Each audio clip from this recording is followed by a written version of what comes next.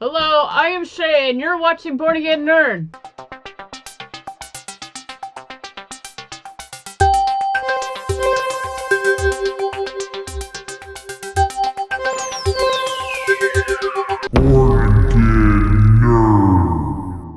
Alright, so you're here for this guy, the CM3, that I picked up a few weeks back. That finally came in. I paid $150 for this thing.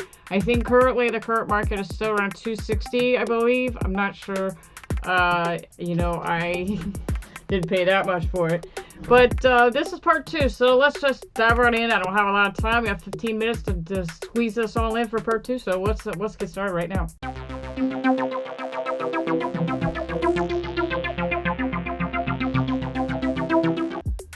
Okay, well, let's work on some gameplay. I know everybody's been wanting to see that.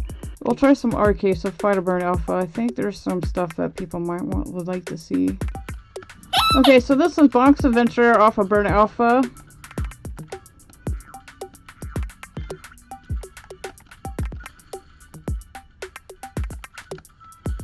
I'm gonna just show you a bunch of games, guys, because a lot of people have been wanting to see what this thing can do.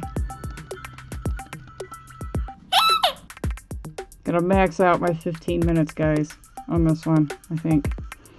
I'm gonna squeeze in as much energy and as much time as I have. Since I'm still new to YouTube, I can only go to the 15-minute mark until I hit 1,000. So, just FYI, I would make up so much more in-depth if I had more time. It's really hard to edit that small in such a time frame. When you're reviewing stuff, you want to make sure you cover stuff. And I definitely want to give you guys the heads up on things, so.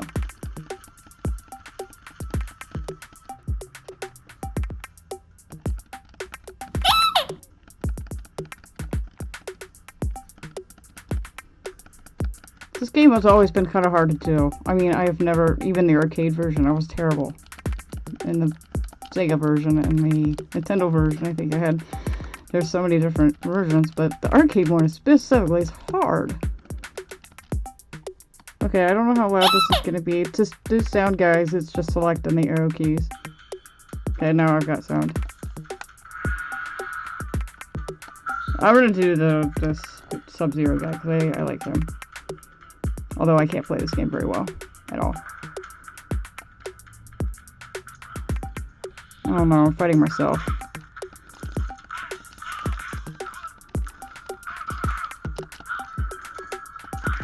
I don't know what the combos are.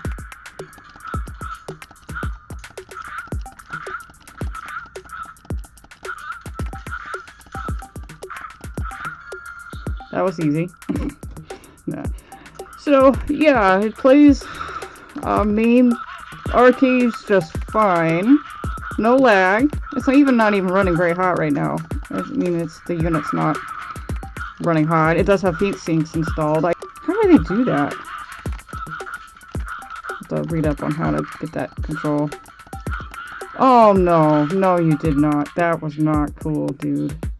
Let me know, and I will cover some Sega stuff in the next, and for part 3. If you guys want part 3, I'll do a part 3, but you know, some racing game like this, I found it to be fine. You know, no problems running this. Again, this is a Nintendo 64. I'm just gonna go with the blue ship. You can hear a little bit of sound glitchy. At least I can. I don't know if you guys can. It's just a little choppy, but not, you know, nothing new in the emulation world, right?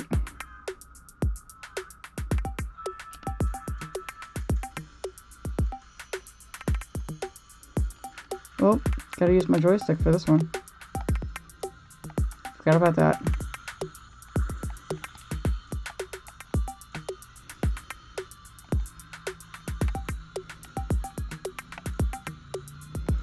I find that this game is a lot of fun to play.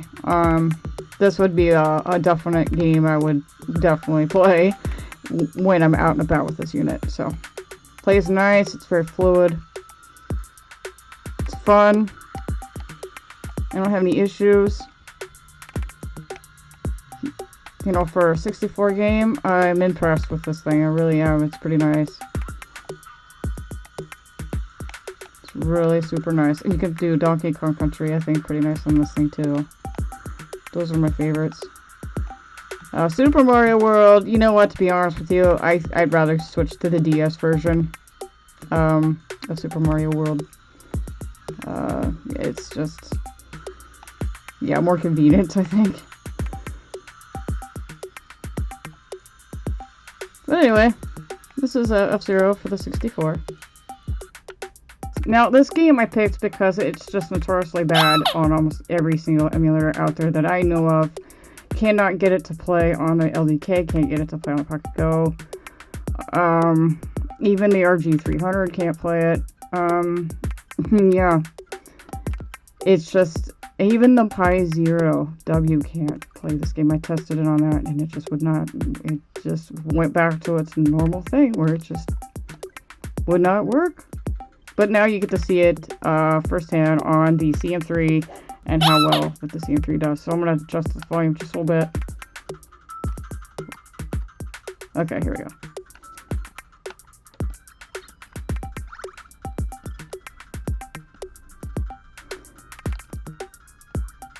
Now, somebody's probably shouting in the comments below, like, where's the frame skips or the frames per second counter or whatever. Honestly, it is so tricky to turn that on, but let me just save that guy or whoever it is really wants to know what that frames per second is. I'll go ahead and, because it is kind of down here technically. I thought it was in the settings file under video, but it's not. I think it's on-screen display and on-screen notifications, and then go to display frame rate and then turn that on, and now that frame rate down below is actually working, and I can turn that frame count thing that's driving me insane right now. So now here you go. We'll hop out of here. Okay. Now, I don't know if you guys can see it, but it's at 60.4, 60.3. You know, personally, it still feels a little slow.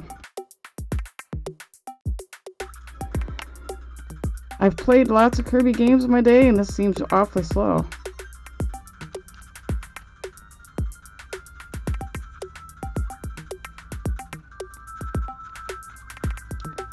Yeah, I don't know. So comment below what you guys think. You know, this unit is selling for $260 some, which I think is god-awfully high.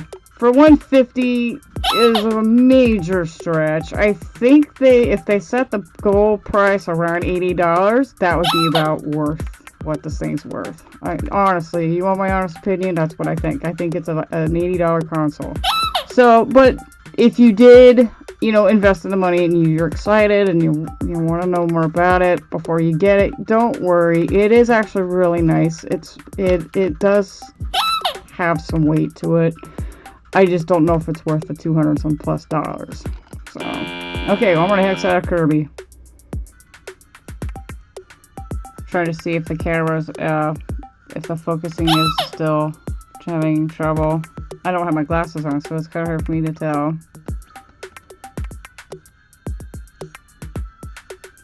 So I can tell, you guys, it plays PlayStation, it does play PlayStation games, and we'll explore that a little more. But it also plays PSP games, as you can see here. Final Fantasy 3 for the PSP. I remember this game when I was a kid, so. And I remember it being hard.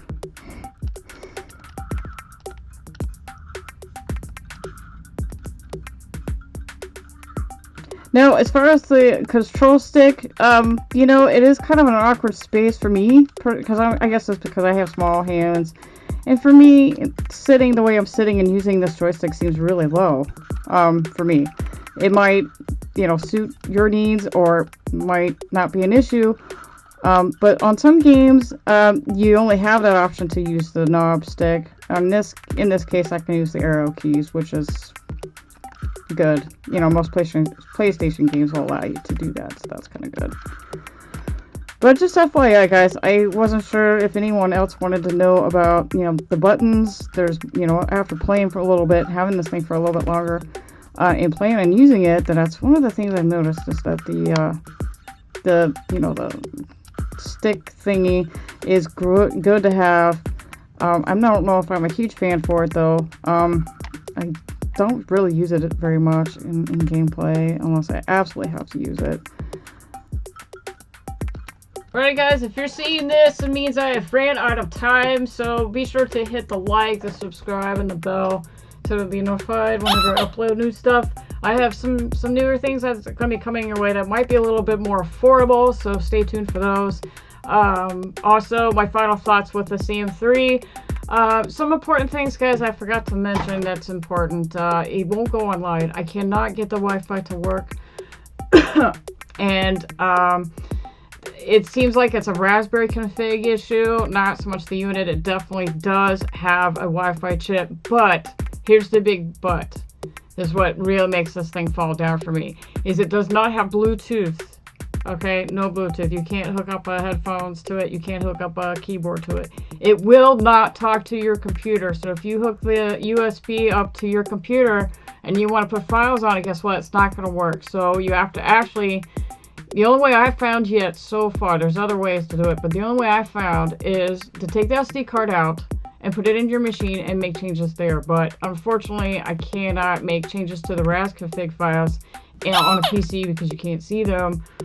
So that is a big bummer. You know, $200 and some you should be able to connect through Wi-Fi. So I don't know if they're going to fix that glitch or not, but I'm just letting you know that is one of the things I found to be kind of a bummer with this thing. Now, I was successfully able to make a backup copy of this machine, the entire image of it. I've been looking all over online to find other images to use. Unfortunately, I have not found one except for the one it came with, the only one that works, but I do have a backup of it, so I'm really stoked about that, because if for any reason this thing takes a nosedive with the SD card, it's a big one, it's a 64 gigabyte, then I'm kind of SOL, because it's really not a normal regular image. It's different. It's got some weird stuff to it, guys.